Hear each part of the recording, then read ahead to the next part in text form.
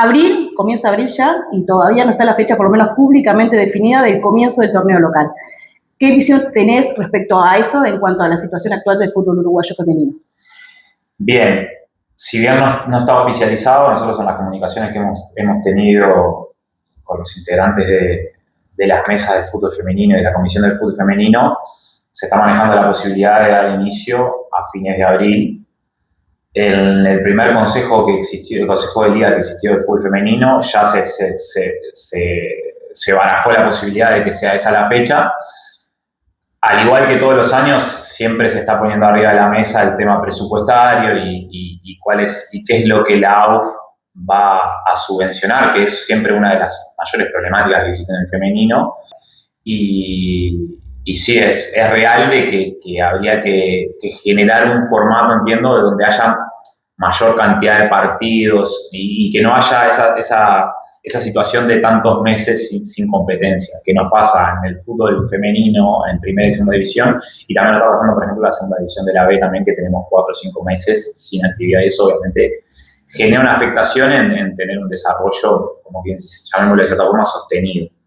Pero ¿cuál es la diferencia estructural que hay de base en esto de que, no sé, el masculino termina en diciembre y al mes se está haciendo el sorteo del fixture del próximo torneo? ¿Por qué es que requiere ese tiempo? ¿Por qué esas, no sé, falta de certezas en los comienzos? Lo que entiendo que pasa ahí es que, bueno, primero que nada, este año fue bastante particular en cuanto al tema de los ingresos que los clubes podían llegar a tener en relación a los derechos de TV, que es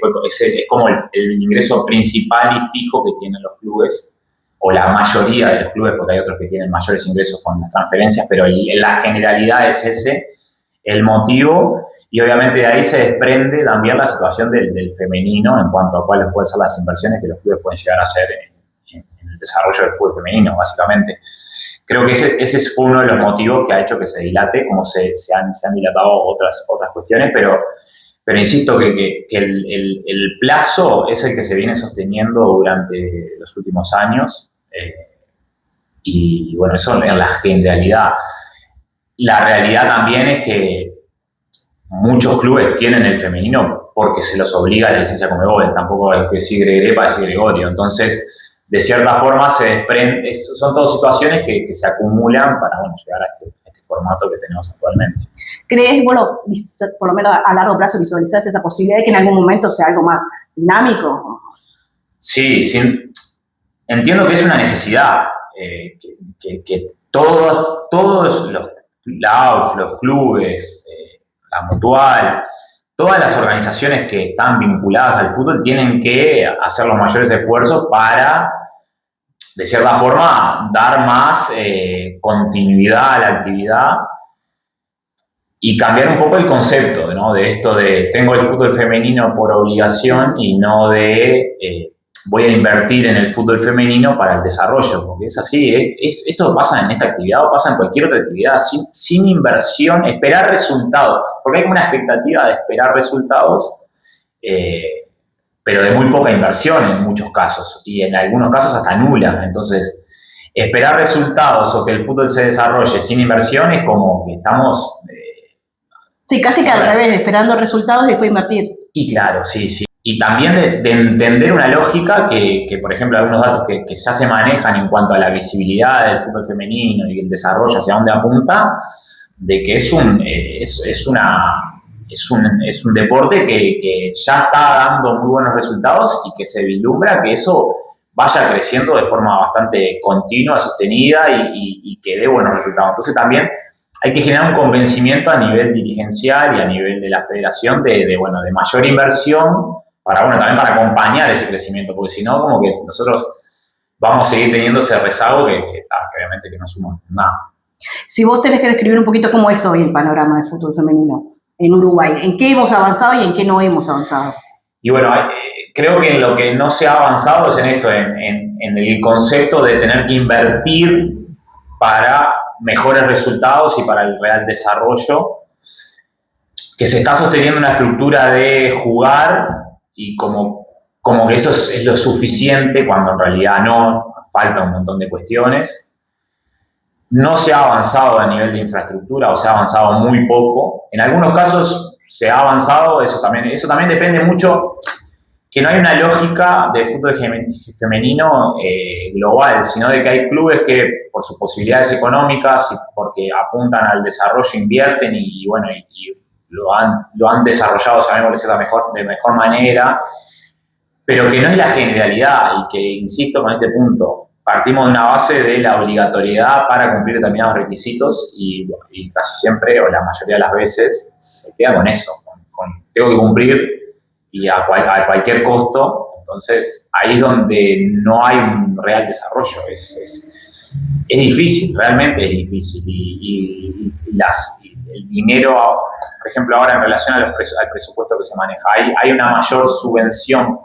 por lo menos eso se planteó en el Consejo de Liga, de una mayor subvención en determinadas categorías, fomentando el desarrollo. Pero sigue siendo insuficiente. Con esto no es una crítica a que, bueno, que se está de cierta forma queriendo ponderar un poco más y darle un poco más de recursos, pero que son insuficientes. Entonces, que también de esa lógica se debería buscar algo muy humildemente de vincular más empresas, de intentar como gestionar mucho más, tal vez no solamente con dinero de los clubes, sino como fomentar y generar ese acompañamiento de empresas grandes, medianas, que acompañen, que empujen, que de cierta forma busquen una asociación con el fútbol femenino, que parece que por ahí puede andar, porque el tema de los recursos siempre es un tema que está en discusión. Más recursos se necesitan siempre. El tema también es cómo se gestionan esos recursos, de qué forma podemos hacer que el fútbol crezca, mejorar la infraestructura, brindar mejores estructuras para también que lo que se muestre sea atractivo para el que mira, seguir teniéndolo con los ojos puestos en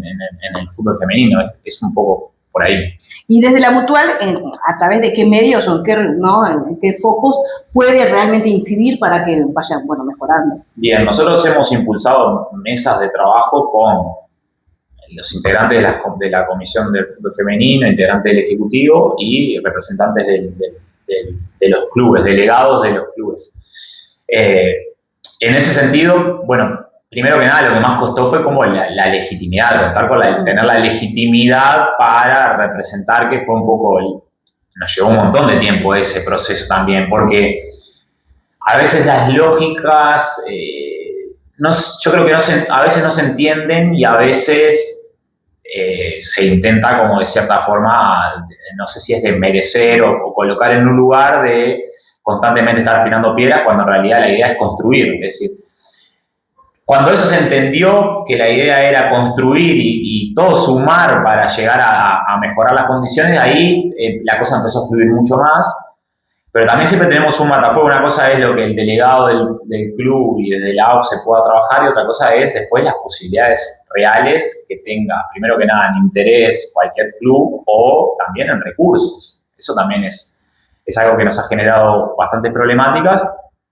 Y en eso hemos insistido bastante. Llegamos a un acuerdo en el año fin del año 2024 para la aplicación en 2025 de determinadas condiciones que debían cumplir los escenarios, muy similar a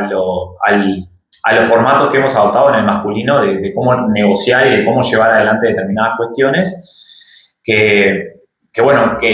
si bien se estableció unos parámetros mínimos y que se debían de cumplimiento,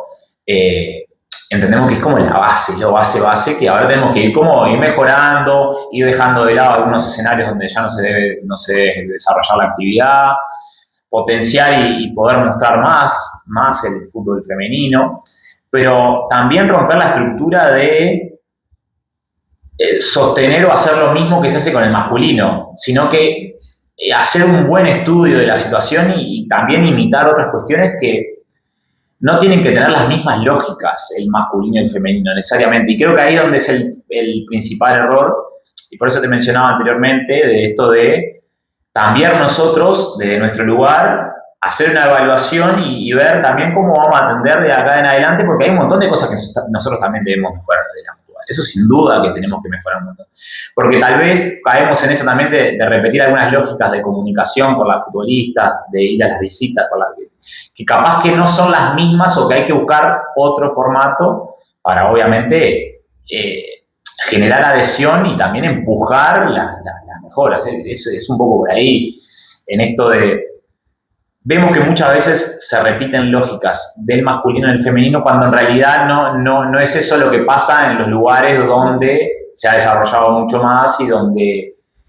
tienen que ser también como un faro para nosotros para seguir de cierta forma y también imitar cosas que están buenas. En lo que estamos actualmente y luego de la última visita que tuvimos de Alexandra Gómez de FIPRO, es de reestructurar ese formato y de adherirle gente que tiene no solamente esta perspectiva de género, sino que también ya tiene experiencia en el desarrollo en otros sindicatos. Paralelamente también